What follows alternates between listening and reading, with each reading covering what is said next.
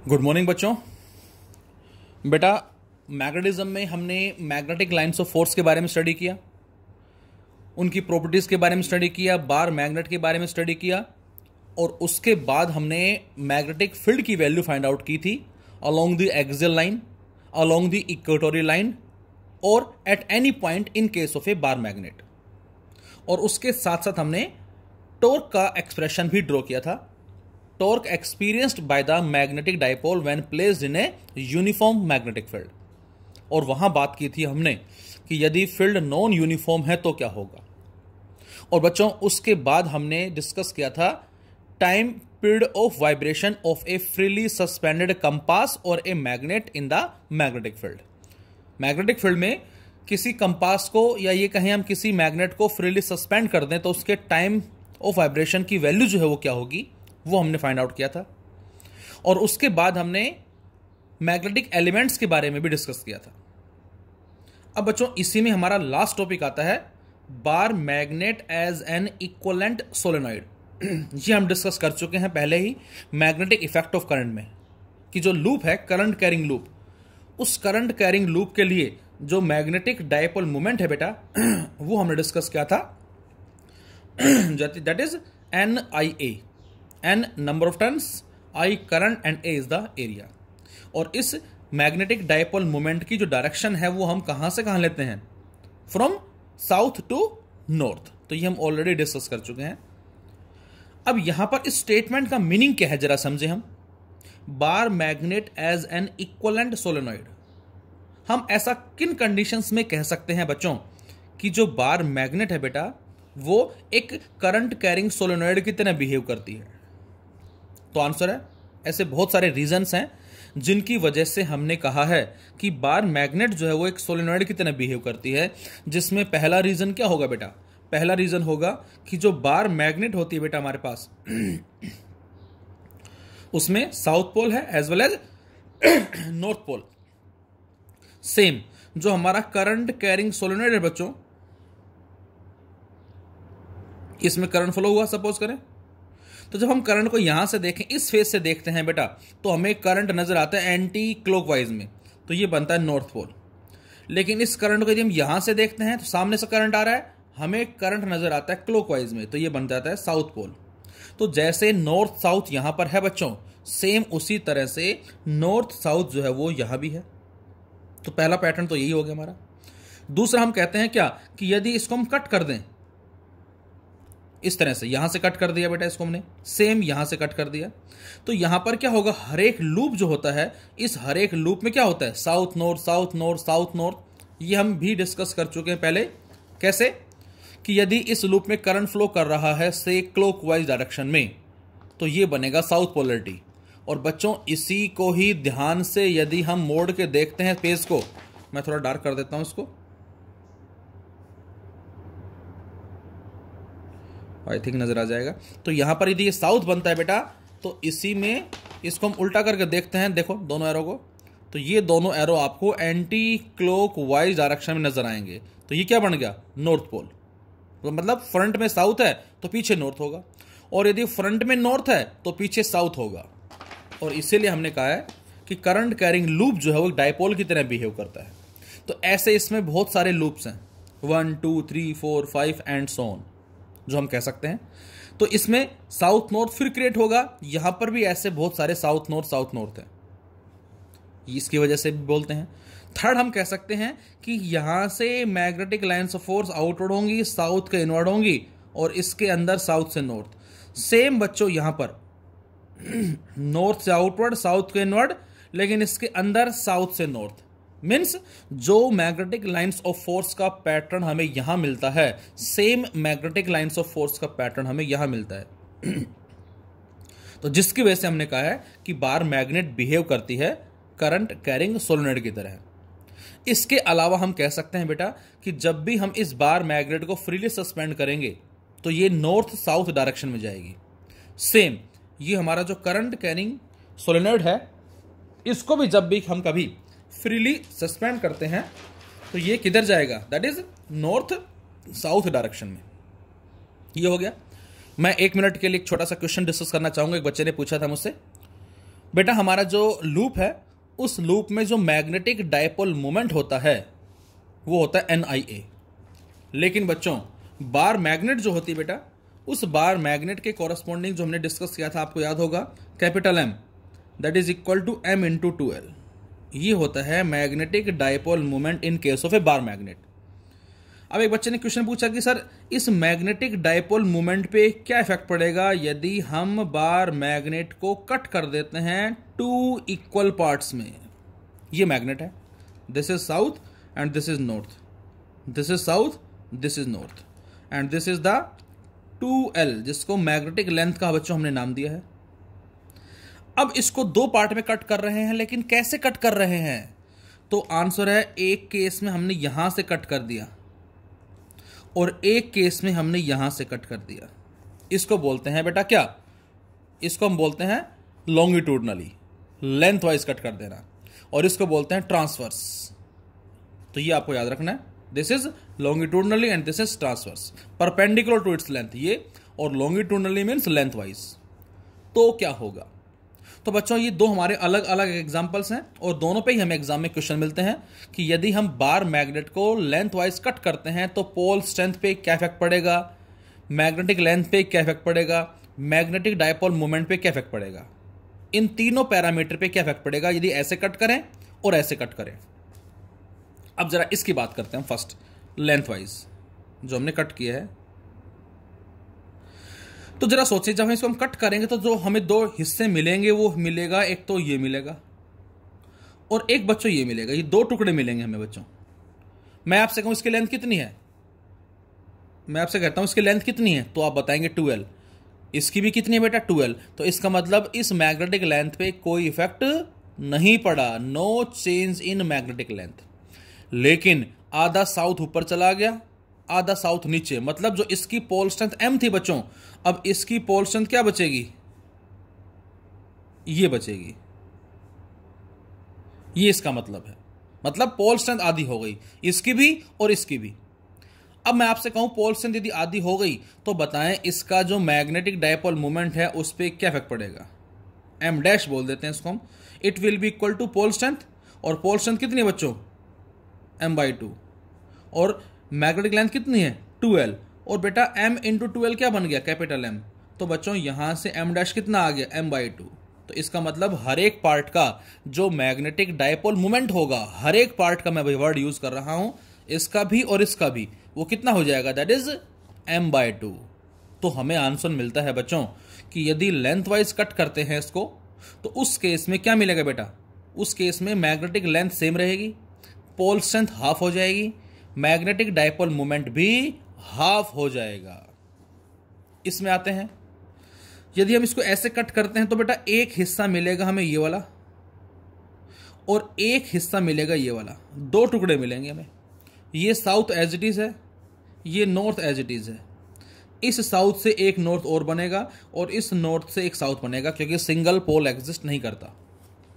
अब आप खुद बताएं, यदि ये लेंथ 2L है बच्चों तो ये कितनी होगी? L। और ये भी कितनी होगी बेटा? ये भी L होगी। तो इसका मतलब क्या हुआ? इस केस में जो मैग्नेटिक लेंथ वो आधी हो गई है, लेकिन साउथ एज इट इज है, नॉर्थ एज इट इज है, मतलब पोल स्ट्रेंथ सेम रहेगी बच्चों। पोल स्ट्रेंथ सेम होगी, बस प्लस माइनस है एज इट इज, लेकिन मैग्नेटिक लेंथ हाफ हो गई। तो अब बताएं M डैश जो मैग्नेटिक डायपोल मोमेंट है वो क्या होगा? तो आंसर है pole strength into magnetic length जो कि L है। और इससे M इंटू L कितना आ जाएगा? M/2।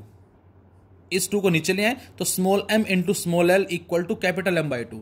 तो M डैश की वैल्यू आ गई बच्चों M/2। तो हमें आंसर मिलता है कि चाहे हम मैग्नेट को ऐसे कट करें या ऐसे कट करें, जो मैग्नेटिक डायपोल मोमेंट है दोनों केस में हाफ हो जाएगा। बस फर्क इतना है, इस केस में पोल स्ट्रेंथ हाफ होगी और इस केस में लेंथ हाफ होगी। अब शायद हो सकता है आपके माइंड में ये क्वेश्चन आ रहा हो कि सर दोनों को जोड़ देते हैं, जोड़ के देख लेते हैं जरा।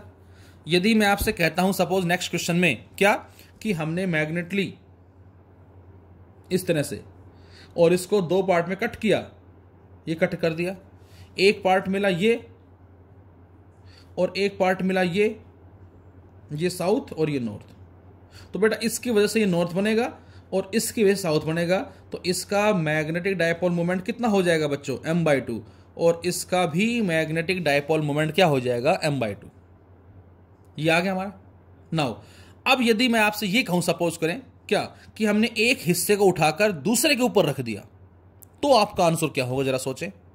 यदि हम इस टुकड़े को उठाकर इसके ऊपर रख देते हैं तो क्या होगा, तो जरा देखें, ये हमारा साउथ है और ये नॉर्थ है बेटा, और इसका जो m/2 मैग्नेटिक डायपोल मोमेंट है, इसकी डायरेक्शन कहां से कहां होगी, साउथ से नॉर्थ, मतलब कुछ ऐसे। इस एरो से मैंने इसकी डायरेक्शन को शो कर दिया। अब जैसे इस साउथ को उठाकर इसके ऊपर रखेंगे बेटा, तो जैसे ही इसको हम रखेंगे, साउथ पे साउथ नहीं रखा जाएगा, नॉर्थ पे नॉर्थ नहीं रखा जाएगा, रिपेल करेगा, तो ये उल्टा रखा जाएगा। उल्टा रखा जाएगा इसका मतलब है यहां साउथ आएगा, यहां नॉर्थ आएगा। तो बच्चों, नीचे वाले का मैग्नेटिक डायपोल मोमेंट भी m/2 है, ऊपर वाले का भी m/2 है, लेकिन इसकी डायरेक्शन ये है और इसकी डायरेक्शन ये है, दोनों एंटी पैरेलल हैं। अब आप खुद बताएं m नेट क्या होगा, m/2 minus m/2 that is 0। तो यहां पर मैग्नेटिक डायपोल मोमेंट जो होगा इस कॉम्बिनेशन का बेटा, वो 0 होगा। अच्छा, यदि आपसे कह दे कि हम बार मैग्नेट को कट कर रहे हैं डायगोनली, देन तो क्या होगा। तो बेटा, यदि हम बार मैग्नेट को डायगोनली कट करेंगे तो एक हिस्सा हमें कुछ ऐसे मिलेगा, बोलो, और एक हिस्सा हमें कुछ ऐसे मिलेगा, इस तरह से मिलेंगे। और यहां से बच्चों क्या हो गया, एरिया ऑफ क्रॉस सेक्शन जो है वो डिक्रीज हो गया। और बच्चों, जो पोल स्ट्रेंथ है बेटा, ये एरिया ऑफ क्रॉस सेक्शन पे डिपेंड करती है। इसका मतलब एरिया ऑफ क्रॉस सेक्शन के डिक्रीज होने से पोल स्ट्रेंथ घट जाएगी, डिक्रीज हो जाएगी, और पोल स्ट्रेंथ डिक्रीज होने से हम बोलेंगे क्या, कि जो मैग्नेटिक डायपोल मोमेंट है ये भी क्या हो गया, डिक्रीज हो गया। तो ये हमारे बार मैग्नेट के रेस्पेक्ट में कुछ क्वेश्चंस थे। अब हम वापस आते हैं जरा। तो हमने बात कर ली है कि बार मैग्नेट जो है किस कंडीशंस में हम कह सकते हैं इक्विवेलेंट है सोलेनॉइड के। तो इन रीजंस की वजह से हमने कहा है कि बार मैग्नेट जो है वो बिहेव करती है एक करंट कैरिंग सोलेनॉइड की तरह। अब बच्चों, हमने बार मैग्नेट की एक्सियल लाइन पे फील्ड निकाला था। क्या आंसर आया था उसका आंसर आया था μ0/4 2m/r³। अब जरा हम करंट कैरिंग सोलेनॉइड की एक्सियल लाइन पे निकालते हैं फील्ड क्या आता है, क्योंकि थ्योरेटिकल पॉइंट्स के साथ साथ जो मैथमेटिकल ट्रीटमेंट है इनका वो भी सेम है, और इसीलिए हम बोलते हैं कि बार मैग्नेट जो है वो इक्विवेलेंट है किसके, करंट कैरिंग सोलेनॉइड के। तो इसको समझने के लिए बेटा हमने एक सोलेनॉइड कंसीडर किया। ये डायग्राम यही है, सेम देख के हो सकता है आपको कुछ और लग रहा हो, लेकिन ये डायग्राम यही है बेटा, इस तरह से। ये डायग्राम दोनों सेम डायग्राम है, और ये हो गया इस सोलेनॉइड का सेंटर। सपोज इस एक तरफ नॉर्थ पोल है और एक तरफ साउथ है बेटा, यहां पर नॉर्थ पोल है और यहां पर साउथ पोल है।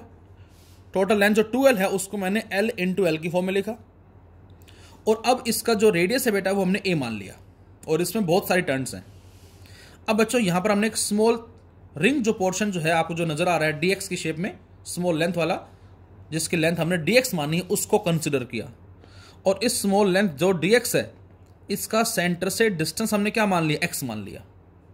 और अब हमें इसकी एक्सियल लाइन पे, जो कि हमने पॉइंट P एज्यूम किया है, यहां पर हाइपोथेटिकल नॉर्थ पोल आप मान सकते हैं, तो हमें फिलहाल इस पॉइंट P पे net field strength find out करनी है।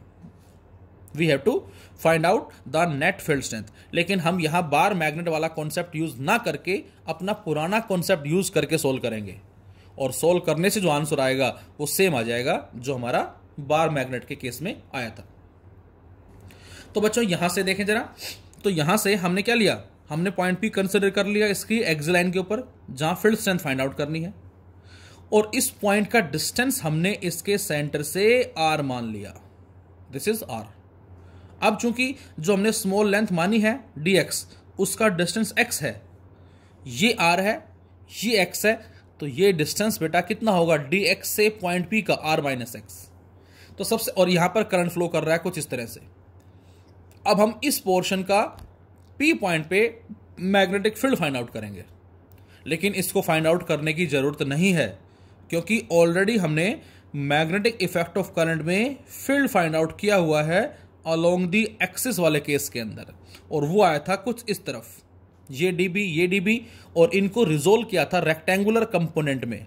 इधर क्या आया था इनका कोसाइन कंपोनेंट, इधर इनका साइन कंपोनेंट, और कोसाइन वाला कैंसिल आउट होके साइन वाला जुड़ गया था, और वो नेट जो फील्ड आया था बेटा वो ये आया था हमारा mu naught upon 4 pi 2 pi n I a square upon a square plus x square की पावर 3/2। आप चाहें तो चेक कर सकते हैं उस रिजल्ट को, जो हमारा यही था।